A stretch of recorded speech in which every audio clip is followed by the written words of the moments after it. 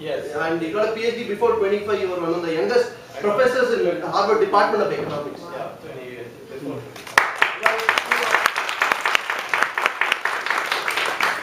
But to forsake such a great career where you would have been today, if you were not here as one of us, you would have been a Nobel-winning economist. Surely before Amartya sir or anybody, he abandoned that, went to the Karma Bhumi of India, fought with the leftist lobby, became a professor of economics at IIT Delhi.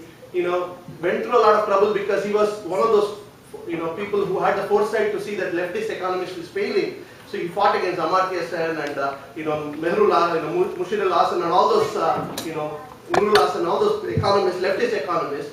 He lost his faculty position. He went to become a member of parliament during the post-emergency election. I think that was time I was born. So I remember I think he was the member of parliament of Northwest Bombay? Northeast Bombay. And I was told that he campaigned in a very unique way. Hey, I am Swamy, vote for me, or something like that in the railway station. You're talking to such a pioneering person. He has been a member of parliament from Madurai. To win a parliament election in itself is a miracle. To win it from 2 states, especially with the liability of being not a native Hindi speaker, and he has won that from Mumbai, he has won it from Madurai. He has been a union minister for law in the Indian cabinet. But all of this has not kept him still, Can I say something? I'd like to say something that Dr. Swamy said when he was here in Houston a couple of years ago. Yes. We often tend to give credit to Dr. Manmohan Singh for the economic reforms he started in India. Dr. Manmohan Singh did not do a thing. Dr. Swamy wrote up the entire blueprint for India's liberalized economy, gave it to Dr. P. Narasimha Rao, who approved it, and Mr. Rahul Manmohan Singh just got the credit for it. Dr. Swamy deserves real credit for it. Narasimha Rao deserves the credit because he had the political courage. Dr. Swamy, I think you called Manmohan Singh to planning commission. Yes, I made him he was my economic advisor when I was commerce minister. But, so at this point, people would have written their memoirs and gone on other thing, but Dr. Swamy doesn't stop there. He is fighting. What is the biggest effect of his fight today? All the 2G that we are seeing, that is because of his crusade.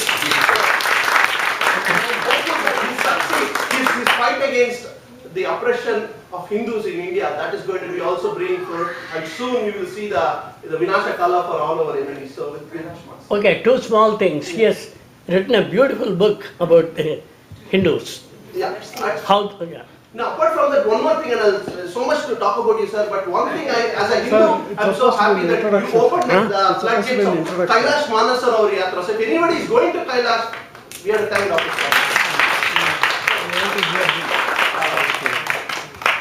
So let me request Chandra and Jayakumar to honor Dr. Swamy with the Pannadi. Chandra is the host. The host. Okay.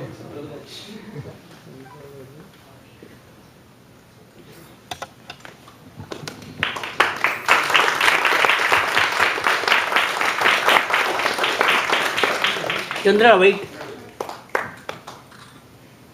Yeah.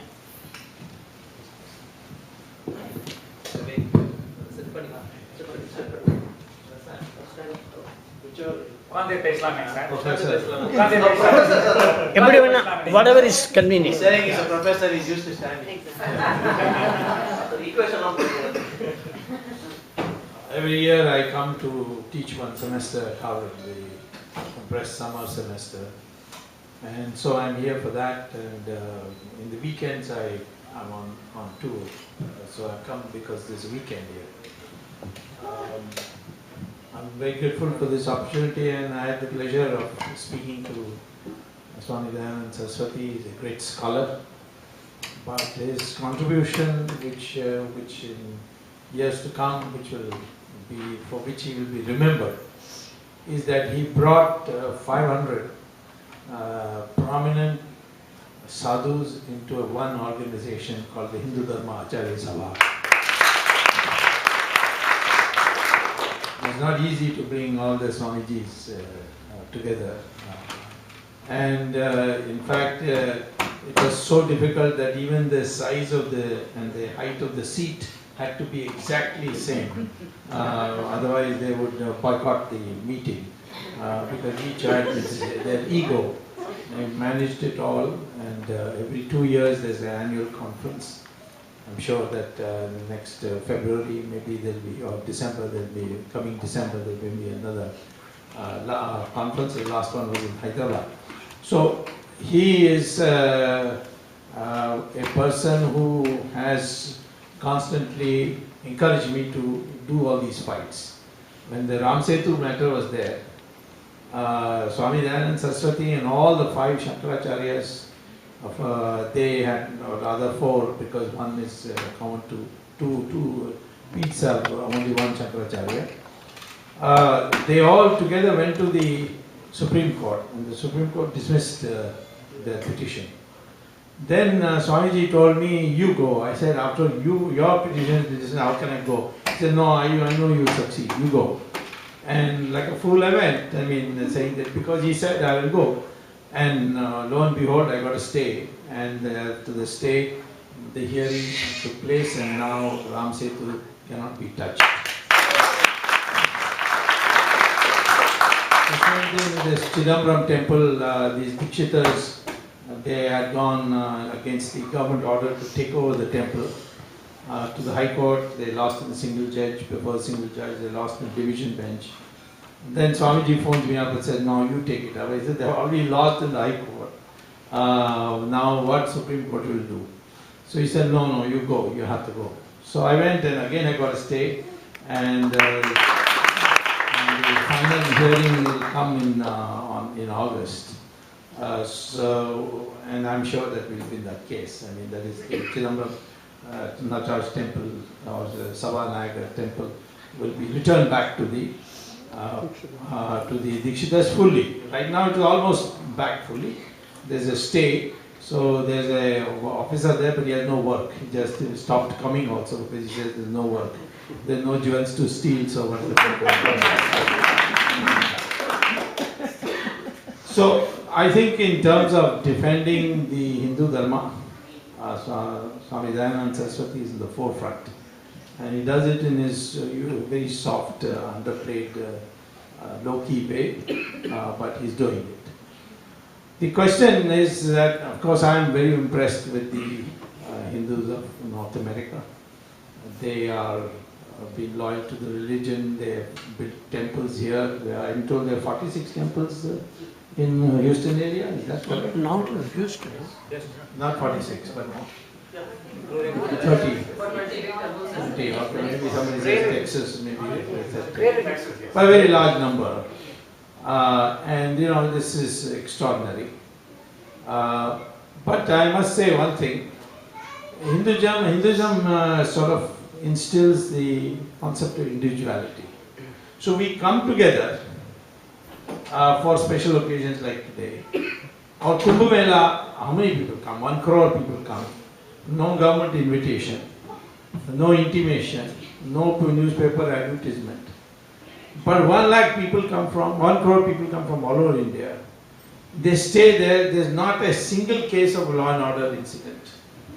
Nothing. There's no arrangement of the state except the normal, usual things of diverting traffic. And then for 5-6 days they stay, and then they disperse. And this is also orderly. So this religion specializes in people coming together. But when the threats come, that's when we need a clear mindset to oppose these threats. And that's what basically I would like to speak about today. That's what Swamiji is also very much concerned about. And we see these threats in a number of ways. When a terrorist attack takes place, it's primarily directed against the Hindu community. There may be here and there, supposing Javeri Bazaar, everybody knows it's a Hindu-dominated jewelers associations are there, jewelry shops are there. Maybe some Muslim might walk in there and get killed also. But everybody knows that. Or the Bombay suburban train was bombed. They bombed the first class. First class generally, you will find 99% only Hindus in it. So, therefore, the attack of the terrorists, the target, at least the stated target of people like Osama bin Laden, now is gone, his successors, all is that Similarly, when conversion takes place, it's the Hindu who gets converted. You will not find Muslims being converted to Christianity. Mostly the conversion is by Christianity. So and then when you look at your history books, which the British wrote, it was targeted at the Hindu civilization. Youngsters keep telling me, how is it that we kept getting beaten by people coming from abroad, and the Muslims ruled us for 800 years, the Christians ruled us for 200 years with the British imperialists, and how is this, if this religion was so good, then how is it that this happened? Well, that's one way of looking at it. That's the way the British are portrayed, that we are a land which is always conquered from abroad. So they have also come, they are also part of the conquering series that has taken place. But when you look at the conquests in other countries, take for instance Iran. Iran was Zoroastrian, 100% Zoroastrian. And the Muslims attacked it, took it over, and within 15 years it became 100% Muslim. Then take Babylon and Mesopotamia, that's now called Iraq nowadays. That was 100% Muslim in 21 years. Egypt was taken over from the pharaohs by the Muslims, and in 17 years it became 100% Muslim. Europe was taken over by the Christians, and in 50 years it became 100% Christian. But here we have 800 years of Muslim rule and 200 years of Christian rule, and still you are 80% Hindu. Now, some explanation has to be given. The correct explanation, according to me, is that the resistance, the fight continued. And it continued all through, whether it's the Vijayanagaram Empire in the south, or Rani Chennamma in Karnataka, or Kattabomman against the British in Tamil Nadu, or Rana Pratap in Rajasthan, or Rani Jhansi against the British in North India. So this, in fact, this 1857, you would be surprised, there was a branch of that struggle in Vellore. In fact, it started in Vellore. So India had and then of course Shivaji, I can never forget that, and the Marathas. All this is something which is not properly presented in our history, so our youngsters get a wrong impression. In fact, Vijayanagaram Empire lasted for 350 years. And it covered areas larger than Mughal Empire covered. Mughal Empire, if you really take its peak period from Akbar to Aurangzeb, is only 150 years. But look at the history books, there will be one chapter for each Mughal emperor. But for Vijayanagara Empire, there will be one paragraph saying there was something in South India, near Bijapur, that kind of thing, with capital near Bijapur. So the presentation for history is absolutely at fault. India never submitted. It kept on fighting, and I think they would have defeated the British, but by then Indian strength was so depleted after this 800 years. The Marathas nearly disposed of the Mughals, but then they could not match the firepower of the British. There were also other reasons. We had rules of warfare which were not meant for civilized, uncivilized warfare. People who did uncivilized warfare. You could not start a war before the sun rises. You could not continue the war after the sun sets. You could not conduct a war in the agricultural fields or inside the cities, in the villages, and in the towns. But you have to conduct the war in an open Maidan. And third is that if you're, after losing, you say, I'm sorry, then everything is returned to you and sent off. In fact, that Muhammad Ghori came, I think, 16 times. That was Prithviraj Chauhan's foolishness. He should have only forgiven him twice. After that, the guy is not going to improve, and finished him off. But 16 times he forgave him. And 17th time he took the support of his father-in-law, Prithviraj Chauhan, and Jaichand, and brought about Islam. Islam came because of Ghori's victory over Prithviraj Chauhan. So It's a question of presentation of history. Our mind today is under attack. We don't realize it. This whole secular idea is now one of the pernicious ways in which this mind is, we are what I would call as debilitated, or if you want a stronger word, castrated, you see. Indian Hindus, when they are 100%, they have no problem getting on with other people. The Jews came and we built their synagogues in Cochin, in Bombay, in other places. In fact, Israel, the first resolution its parliament passed after the establishment of Israel was a thank you, India. You are the only country which didn't persecute the Jews. India. The Parsis came and the Muslims took over Iran, and today, they were received, there were 5 temples were built, and today they are part of our society. Nobody even notices that the Chief Justice is a Parsi. Till yesterday, our Air Force Marshal was a Parsi, our Attorney General was a Parsi. There are only 60,000 people. They are totally disproportionately represented in our past. All the industrialists. Yes, Tata is there. Lots of industrialists. They are all in high positions and in power positions, and nobody objects to them because they came, we were received, and they became part of our system of society. But we have had problems with the Islamic invasion and the Christians, and that's because fundamentally, we say all religions lead to God. We don't say all religions are equal. That is a wrong concept that we say all religions are equal.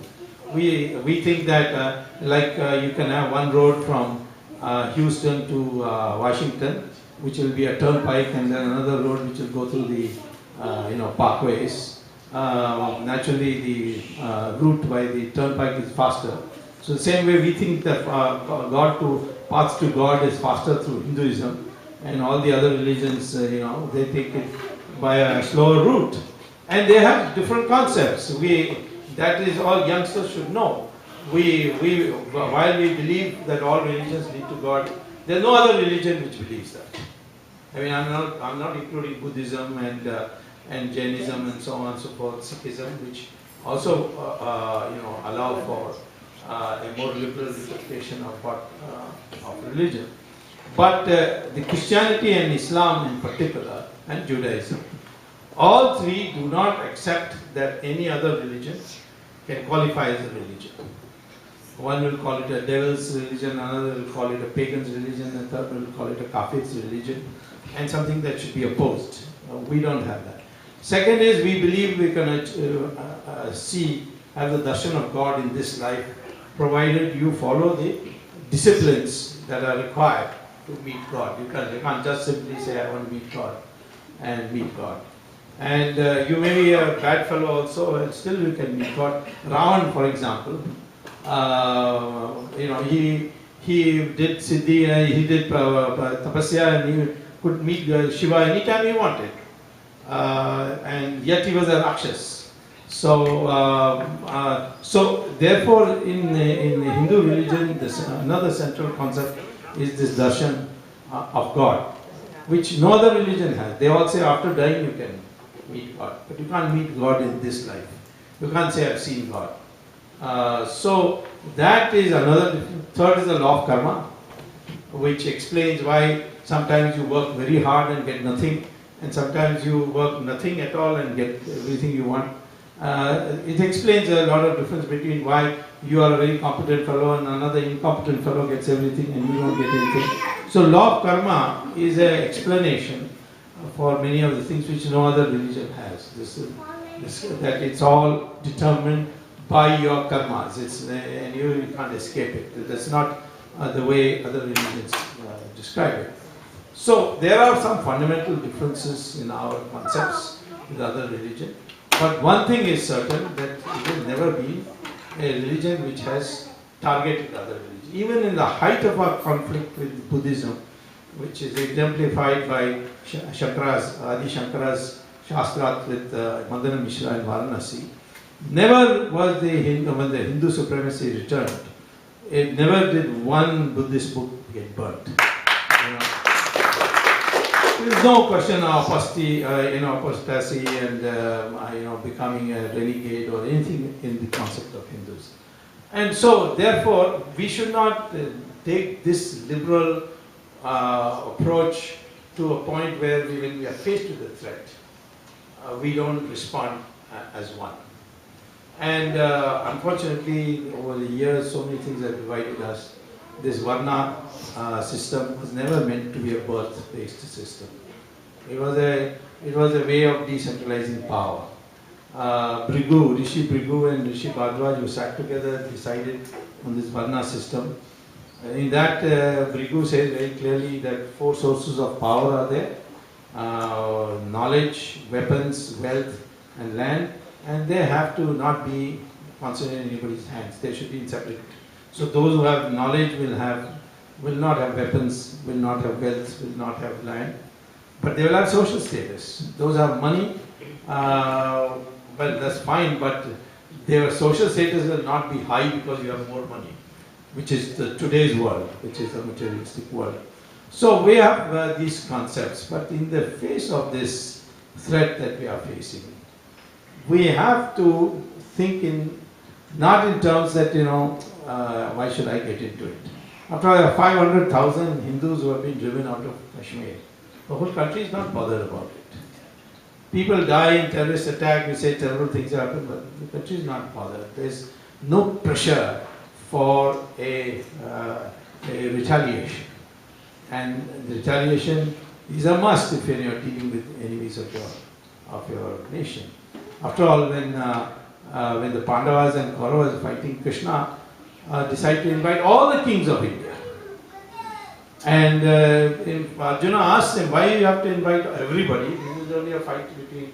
So he said, no, this is Mahabharata. This is for values. This is for dharma. So everybody must come.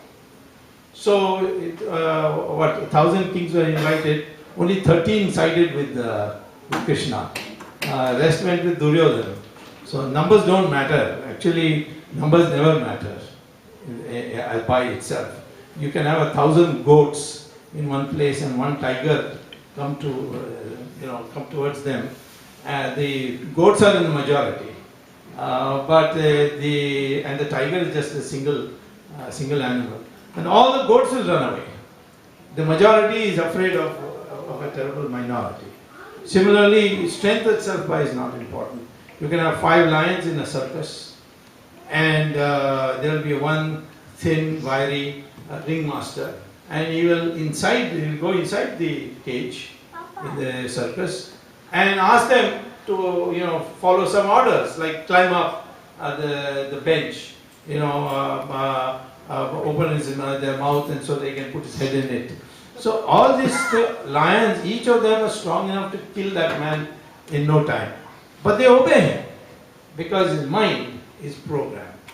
And I'm afraid that today our mind is programmed where we don't realize our threats. We don't come together because of this factor. And so we come together for bhajans, we come together for Kumbh Mela, we come for festivities. But we have to sooner or later now come together for these major problems that the country is facing. And the undermining is going on very well, very systematically.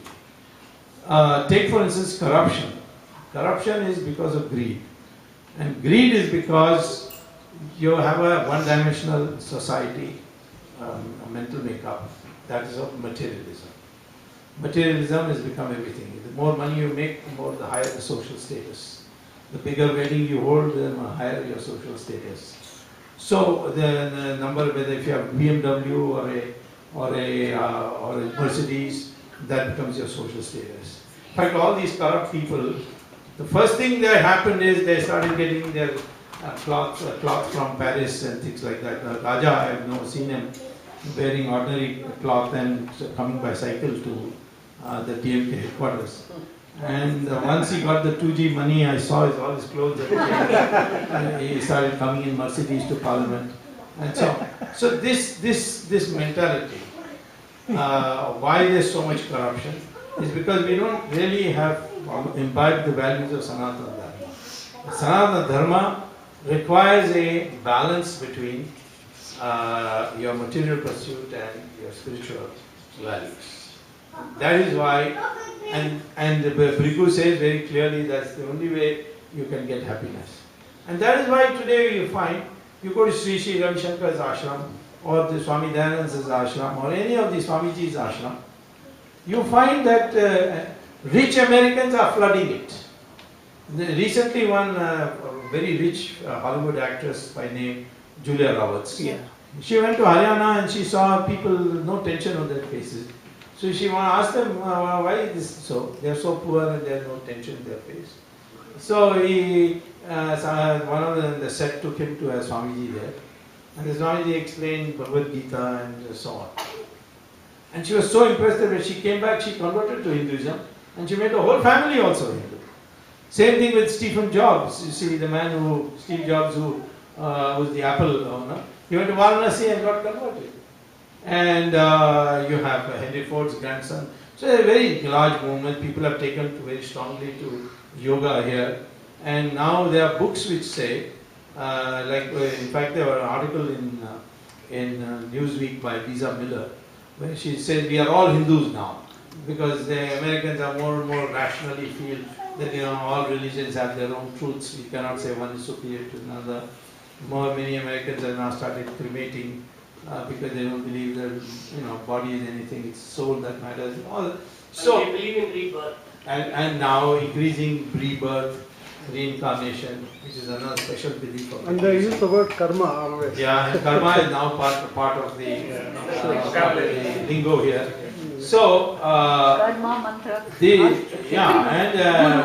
I'm telling you that there's a very strong movement to learn Sanskrit also here, because if you go to Google and type artificial intelligence in Sanskrit, you will get an article which says that the knowledge in the future will be stored in the computer in Sanskrit only, because Sanskrit lipi is Devanagari, and Devanagari is perfect phonetically.